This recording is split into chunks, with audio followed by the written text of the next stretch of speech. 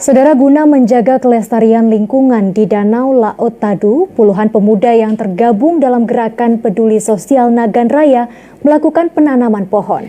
Aksi ini bertujuan menjaga lingkungan di tempat wisata.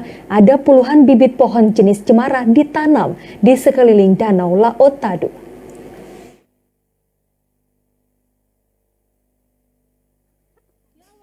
Puluhan pemuda yang tergabung dalam gerakan peduli sosial Nagan Raya melakukan penanaman pohon di lokasi wisata Danau Laut Tadu.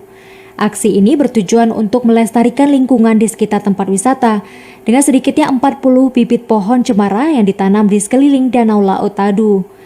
Selain melakukan penanaman pohon, para pemuda juga membersihkan sampah di lokasi tempat wisata.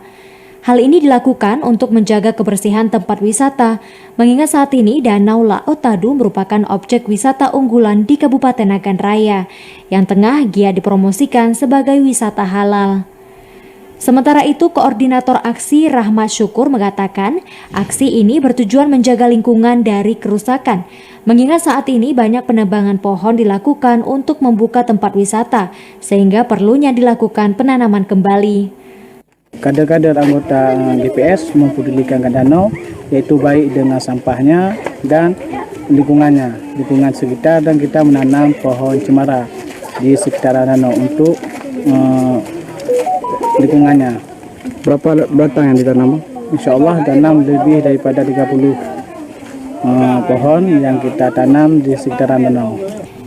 Para pemuda juga berharap aksi ini juga diikuti oleh pihak lain, sehingga lokasi ini menjadi kawasan hijau dan mengurangi dampak polusi. Dari Nagan Raya, TVRI melaporkan.